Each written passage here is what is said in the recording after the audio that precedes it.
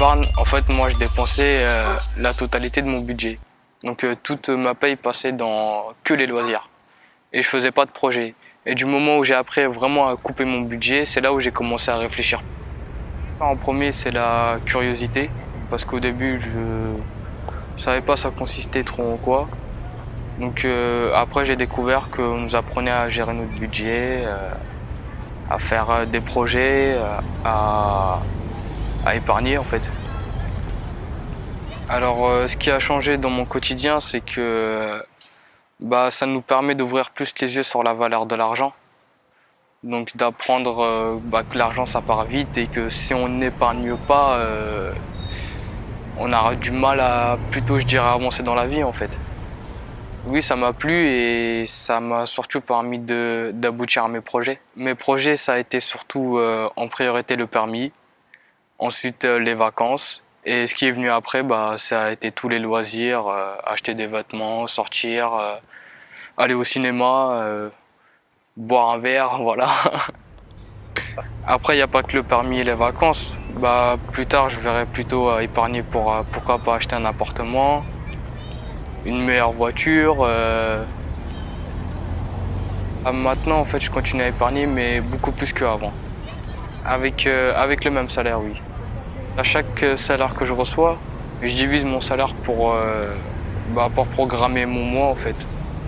Un budget pour les loisirs, un budget pour, je sais pas, par exemple la semaine prochaine aller au cinéma, un budget pour s'amuser, voilà. Je suis devenu pas un nouveau consommateur, mais un consommateur plus conscient.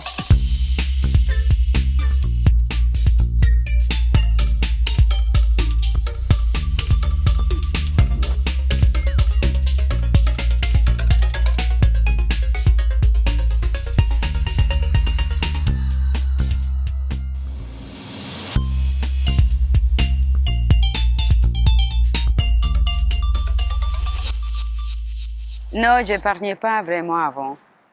C'était juste quand je savais que j'allais en Colombie, que je devais vraiment mettre de l'argent de côté. Alors à ce moment-là, je le faisais.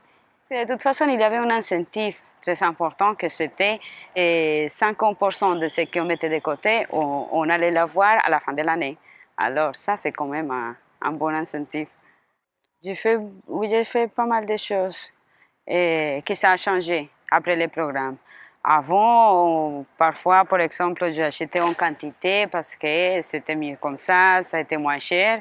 Mais avec, disons, les légumes ou les fruits ou des trucs comme ça, c'est mieux plutôt acheter en petite quantité et ne pas courir le risque que ça termine à la poubelle. Ça et la mentalité, ça a beaucoup changé aussi. C'est un micro-changement, mais c'est énorme. Oui, il faut éduquer les gens sur l'épargne parce qu'en général, les pensées des gens, c'est que si tu n'as pas un gros salaire, tu ne peux pas arriver à épargner. Et ça, c'est faux. C'est faux. Maintenant, je dépense d'une façon différente parce qu'avant, on ne réfléchit pas trop à ce qu'on va acheter. On dit, ah voilà, j'ai envie, allez, on le prend et on achète. Mais on ne réfléchit pas vraiment. Si on a vraiment besoin de ces choses, disons, un t-shirt, okay, maintenant, les soldes, ok, ça va. Il y a un t-shirt, 10 €, c'est pas cher. Mais est-ce qu'on a vraiment besoin?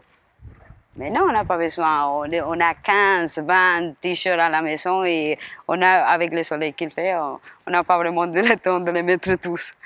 Quand j'épargne, depuis ce qui m'est arrivé, ça peut arriver n'importe quoi. La première fois, je suis partie en vacances, j'ai bien profité de cet argent. Et la deuxième fois, je suis tombée malade. Et ça m'a beaucoup aidé l'argent que j'avais mis de côté. Après la fin du programme, je continue à épargner et à mettre de l'argent de côté. Parfois, je ne suis pas très organisée, mais parfois je mets, disons, 20 €, et le mois suivant c'est 30 ou après 10, ça dépend aussi de mes dépenses.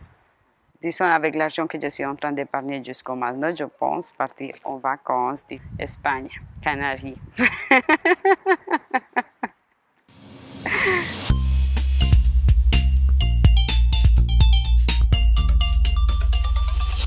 n'arrivais pas du tout à mettre un sou de côté.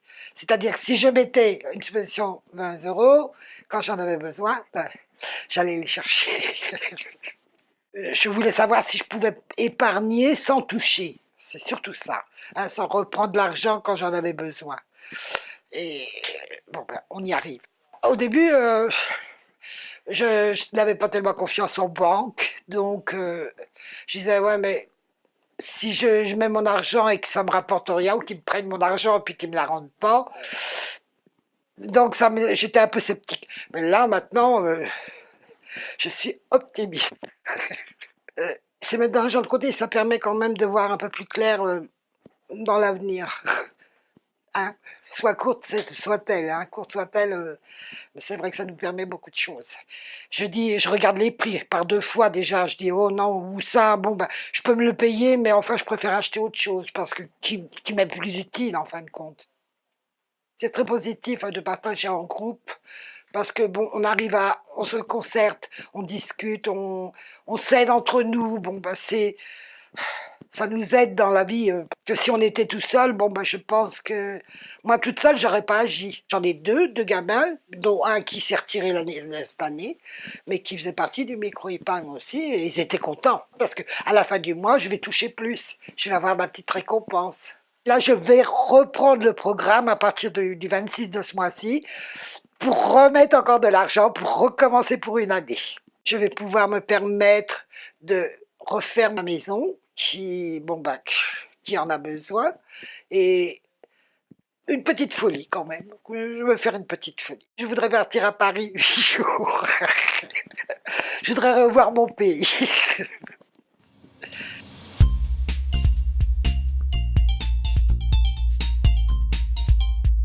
Le déclencheur, ça a été aussi la crise.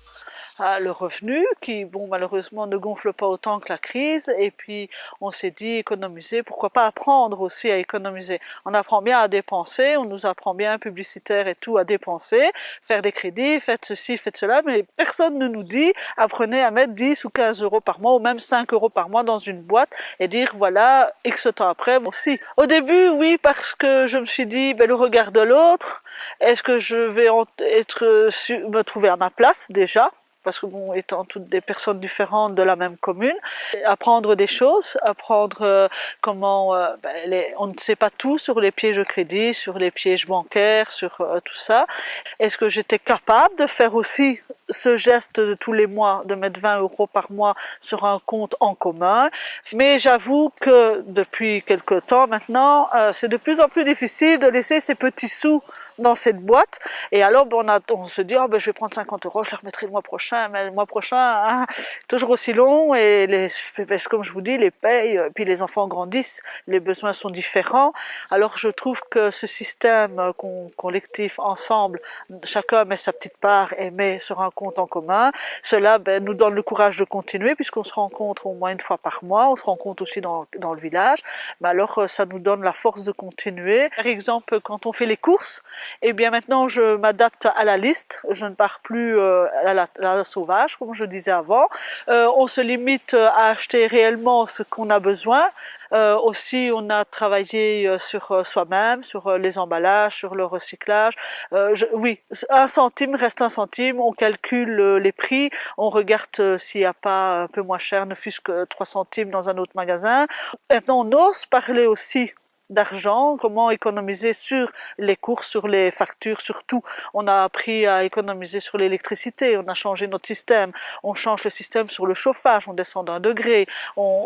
Franchement, oui, c'est vrai que ça fait 2 bonnes années, 3 ans même, qu'on regarde à tout. J'ai réussi à pouvoir faire comprendre aux enfants qu'on n'a pas besoin de 10 paires de chaussures sur le mois pour pouvoir être heureux. J'ai appris à mes enfants à économiser, donc là je suis très fière franchement, parce que économiser c'est bien, mais si on doit commencer à économiser sur le primordial, ça ne va pas. Voilà. Et alors, à table, on ne se prive pas du fait qu'on peut économiser ailleurs. On ne se prive pas si on veut aller au cinéma. Mais maintenant, les gens de ma génération ou les plus jeunes ne savent même pas ce que c'est d'économiser. Oh ben ça sert à rien, on a la paye la fin du mois, on a la paye au courant du mois. Oui, mais l'économie vous apporte un plus, une certaine fierté. On a une certaine fierté de faire ce qu'on a fait avec notre argent économisé. Enfin, on nous a proposé où on en restait là, où on continuait. Et là, le groupe a décidé de continuer à épargner en groupe. Donc on va se revoir une fois par mois. On va pouvoir discuter de choses comme la crise, comme les problèmes budgétaires, achat de maison et tout ça. Et alors ça va. Ce qui est bien, ça donne chaque fois des petits coups de pouce pour continuer, quoi. Voilà. Parce qu'on n'est pas tout seul.